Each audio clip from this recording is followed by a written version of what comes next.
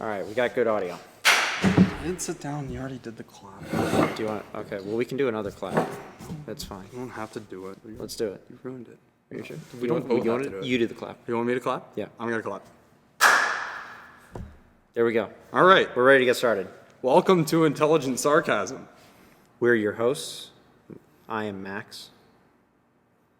And I'm Sean. That's right. I wasn't going to introduce you. Oh, okay. I expected you to be able to introduce yourself. I thought that this was maybe like you just doing What do you think this is? A teamwork situation or something? No. I was wrong. no. I'm sorry for making that assumption. You know, You got to be more offensive, yeah. man. This is war. This is intelligent sarcasm. yeah. Is it? This is war. I'm unaware of these. I was not told that we were at war. I thought that we were just out. You didn't sign the release, did you? No. Uh-huh. Darn it. Then we can't use this. No, We're just going to darn. scrap the whole thing. Oh well. All right. Well, it was nice knowing you. Signing off. Yep. All right. Good That's night. the end. This is our 1/10 of an episode. Yep, that's it, people. Yep. Alrighty. So, what do we have to talk about today? Would you like to tell us? Yeah.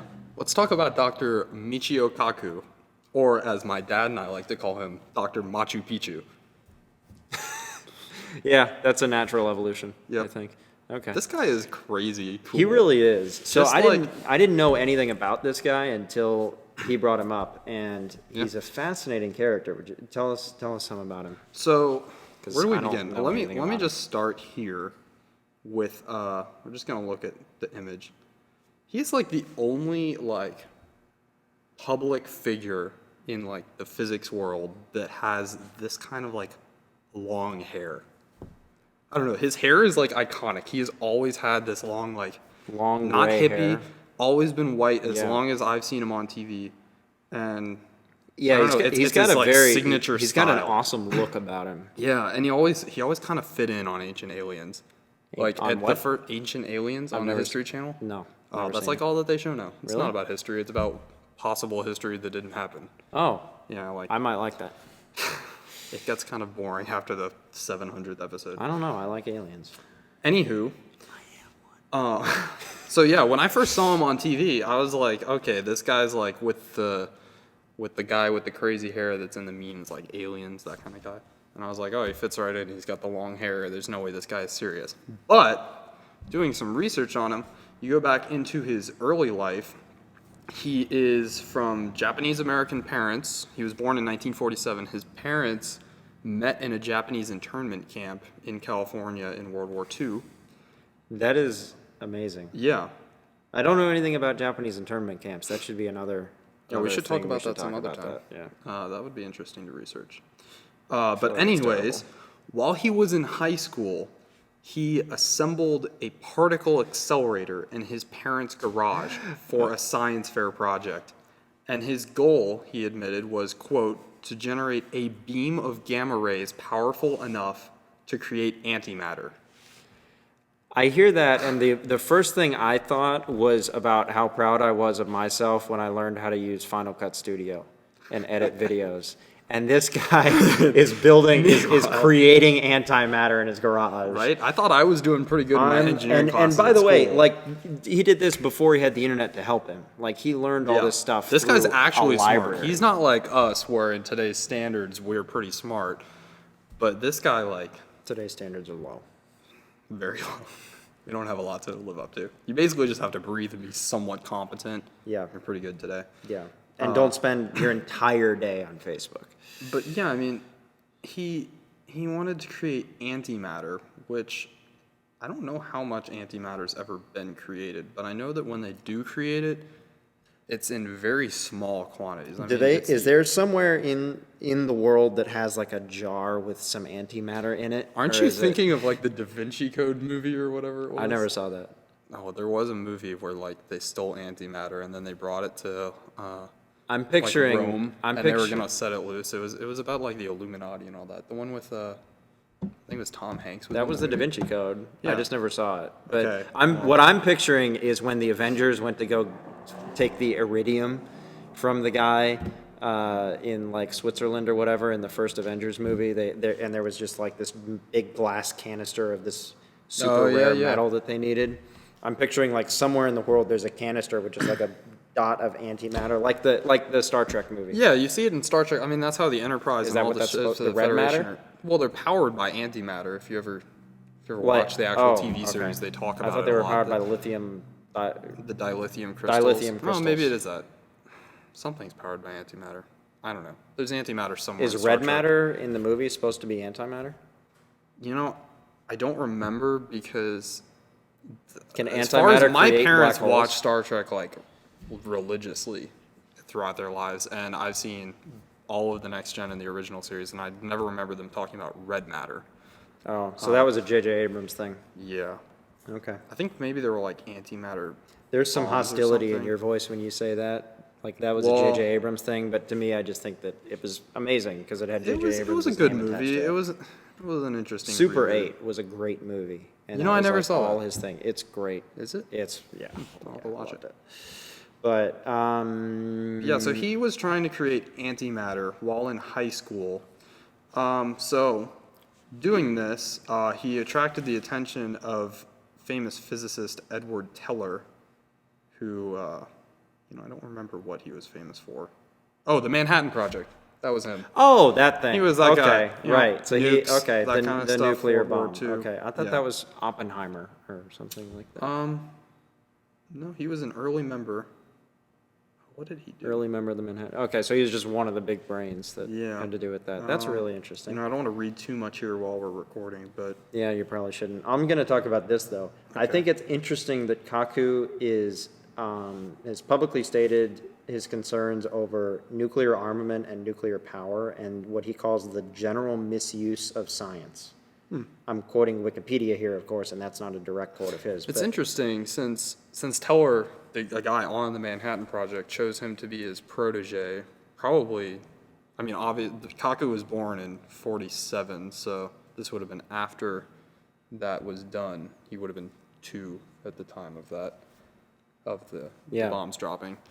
So, Yeah, that's but it's interesting that's that weird. that He followed in his the footsteps mentor, of I a guy who guess. created the nuclear bomb, and yet he doesn't like nuclear power. yeah. Yeah. Does he He's- not like nuclear power or the abuse of Well, nuclear he power? doesn't. He says the general misuse of science, but people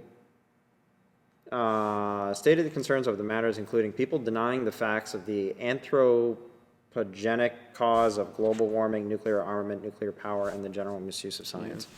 But I don't really know. It says here he was critical of the Cassini-Huygens, whatever, space probe because of the 72 pounds of plutonium contained in the craft for its use by use of the radioisotopic thermoelectric generator. So the thing was powered by plutonium, and he was very not okay with that because he was worried that if it crashed as it tried a slingshot maneuver around Earth, it would kill a bunch of people. Oh. Because we would have been dropping 72 pounds of plutonium on Yeah, people, no big deal. potentially. I mean, or it could have just been the middle of the ocean. Wherever it landed, it was going to hurt stuff. And so he was I'm very glad that he's critical of concerned. sort of Somebody thing. needs to be. Yeah. Really quickly, I just want to point out that once in college, he went to Harvard, graduated summa cum laude, first in his class in physics.